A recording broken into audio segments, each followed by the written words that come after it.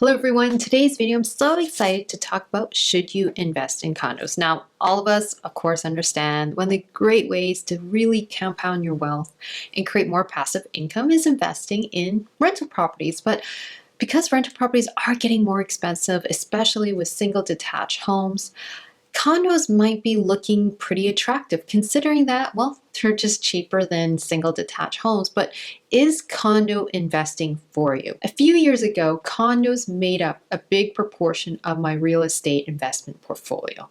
But now I no longer invest in condos, and I'm going to reveal my why. Now, I'm not saying condos are a bad investment. In fact, they're a good investment depending on what phase you're at in your investing journey. But I just want to be super transparent with my investing journey, my experiences with investing condos. I'll talk a bit about the pros, but really stress on the cons, and then you can decide yourself if condos are the right investment for you. And stay tuned for the very last part where I talk about if you decide condos are still for you, then what are the steps you need to take to protect yourself? So if you are an aspiring real estate investor or you're already a real estate investor looking to buy more rental properties, then you definitely want to check out today's video. Now, before I jump into my reasons why I don't invest in condos, let's talk about the pros about investing in condo, which is really the key reasons why I even started investing in condos. So the first pro about investing in condo is low maintenance because, well, condos are taken care of by a group of people, okay? You got external maintenance, they'll wash the windows, they take care of the roof, they'll take care of the boiler, they take care of a lot of major things in the building, like the garage, if it has a garage, underground parking, so that you don't have to worry about it because you're paying a bit of moolah every single month. So in terms of maintenance, it is super low key. This is one of the key attractions as to why I started investing condos when I was raising a family, a very young family. Number two is security. A lot of tenants love renting out condos because they get enhanced security. For example, you might own a condo and it has concierge or it has different type of codes you need to punch in before you can even enter the front door, even through the gates, and get into the back part of the space of the condominium building. So a lot of times this is an added bonus for investors and for tenants. Number three is affordability. Okay, when I started out in my investing journey, I wanted to buy more and more rental properties. I wanted to always figure out how do I buy my next one.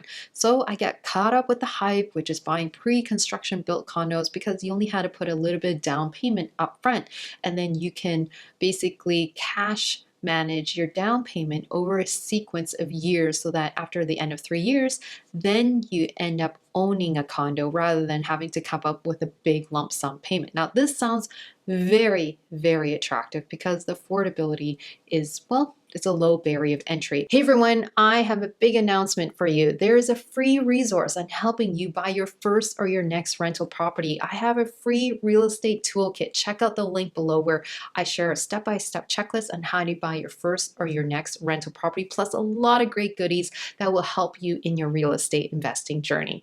And if you are interested in really wanting to scale your rental property portfolio where you want to buy more than one property, maybe you accidentally fell into the real estate investing world and you don't know how to look for undervalued houses, you don't know how to value properties, you don't know basically how to scale and buy multiple rental properties and make it into a big snowball where it just compounds over time, then you might want to consider my group coaching program, which is to help you buy your next rental property and really scale. Now, last time I did this was 5 years ago, and I'm really wanting to relaunch this program. So if you are super interested, all you need to do is sign up on the waiting list below. So the number one reason I don't invest in condos, well, it's because it's really, really restricting. You have neighbors and you have condo boards, and there are a lot of rules. And my philosophy with real estate investing is making money when I buy.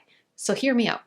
I love investing in rental properties where I can add value, where maybe I can turn a 2-bedroom to a 3-bedroom, where I could bling up the kitchen, where I could bling up with cosmetic changes, change the paint, tear out the carpets, change it to hardwood. So instant value added by converting something that looks kind of ugly and make it look magical. And that's when you can force appreciate the property. The issue with condos is that, well, there's neighbors and there are condo rules. So let's use an example. I had a condo where there was a leak from the upstairs unit and had nothing to do with obviously my tenants doing that. Okay, so because it was a flooring between the two units, you had to involve the condo board.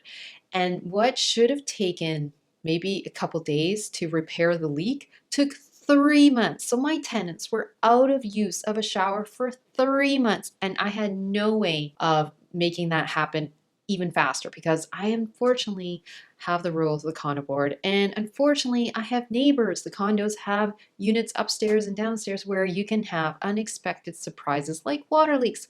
So that's why I don't like investing in condos, is because there are too many rules and it's really hard to do renovations when you got these rules. And when you do renovations, you have to follow rules and it could take months, which is like a no-no. Second reason I don't like investing in condos, well, the condo fees. I've owned, I don't know, more than half a dozen condos. I probably even more, like I've kind of lost count because I bought and sold over the years. And every one of them, the condo fees go up every single year. Just think of it. You got to build a reserve fund, and there are more maintenance with amenities because, that party room that looked amazing. Well, over the years, it's like that speaker system broke, or that the iPads need replacement. So there's always wear and tear. And so it eats up the condo fees, and the condo fees rise. So if you are looking to collect a certain amount of rental income from a condo unit, yet the condo fees explode up and your rent doesn't keep up with it, well, it's like eating your income, really, essentially it. I've never seen condo fees ever go down. And I've had some really bad experiences where the condo fees start at like $150 per month, which is no big deal, and go up to $500 a month in a span of like 3 years, which is like, boo. Okay, so that's why I'm saying condo fees. This is something really hard to manage. You don't know who's in the condo board and you don't know if they're mismanaging money. So you are letting go control of your unit through a condo board. Now, of course, you can join a condo board, but I don't know who has time for that. And let's just add just a little bit of icing. There's also special assessment fees. So if the condo unit has gone through some structural issues, maybe there's a legal battle. Well, guess what? Who's going to cough up money? Everyone's going to have to pay up.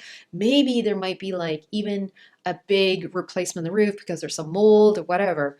There's a special assessment fee, and that could be a big chunk of change that could come up like every 2 years, and it costs. Oh, I've seen special assessment fees like of $10,000, $12,000 through my investing journey. So that's why condo investing can really, really suck. Third reason I don't like investing in condos is I like having more flexibility with the unit. So when you do condo investing, there's only so many things you can do. You could convert to an Airbnb if the condo board allows you. You can do, of course, rent it out if the condo board allows you. Other than that, you could do renovations, but other than that, you can't really do much. You can't like demolish the unit and then convert it into a multi-unit. You have to follow the rules with the condo board. There's so much piece of land you could do with. Essentially, you don't even own the piece of land because it's shared amongst many, many different neighbors. So there's less flexibility with what you can do with a condo. And that to me is way too constraining. And that's why I don't like owning condos anymore, because there's a lack of ownership and flexibility with the unit. Now, this video is not about poo-pooing condos. I'm just sharing reasons why I don't invest in condos anymore. But it made sense really early in my journey. I want to share maybe these are the key reasons why you would want to look at investing in condo. Maybe your first rental or your first property that you invested in was a condo. Many of us are growing up in very expensive cities, and the first type of starter home is a condo. So if you happen to be living in a condo and thinking of buying another unit, you may want to consider renting out the primary residence right now and converting into a rental, because it could cash flow, especially if you've been living in it for about 5 years. You can refinance the mortgage, increase the amortization, Hopefully the rental income, of course, pays out all the expenses plus the condo fee, et cetera, and then it'd be a cash flowing property. So when you're beginning in your journey and your first rental or your first real estate property is a condo, it could really, really make sense. It's just that over time, after 5 years or so, 10 years, you may want to consider selling because, well, there's only so much you can do with that unit. There's only so much value you can add, and the condo fees will go up over time. So this is something like, it's not a very, very long-term investment. It's more of a medium to short-term investment. Second thing to watch out for, if you do happen to invest in condos, please make sure to check out the condo board rules. Make sure that they do allow short-term rentals like a luxury fully furnished unit, like which I still have one of those condos today, but condo boards don't always allow that. Make sure that they allow Airbnbs. Make sure they even allow rentals because there's so many condo boards that just don't allow that. So when you invest in condo and you find out those rules are like no, meaning they don't allow you to convert it to rental or Airbnb or a furnished rental unit long term, then it's like, ooh, get out. That's not obviously a good investment because you want someone else paying the mortgage, not yourself. The third actionable step you can take if you're interested still investing in condos, and make sure you do your research with the condo board. Great thing you could do is literally when you're with your realtor, walk into the unit, knock on some doors, ask the neighbors. I know it's going to be a bit annoying, but you know what? Hey, it's your money. Ask, how is the condo board? Just ask the neighbors, see what others are saying, because I can guarantee you, if they're not happy with the condo board, they would blatantly tell you, because there's way more times when someone's unhappy with the condo board, willing to vent it out to you. Okay, so this is something where, hey, you want to protect your investment. Just go out, ask a few neighbors, how are the condo board, how are they managing their reserve fund, and you get the whole spiel. Now, I know you think you could do your due diligence by going through a lawyer, but in reality, the easiest step before even paying for a lawyer is just asking the neighbors when you're looking at condo units. Anyways, I hope you found this video super helpful. All I ask of you is give me a thumbs up, and I'll see you in the next video. Bye.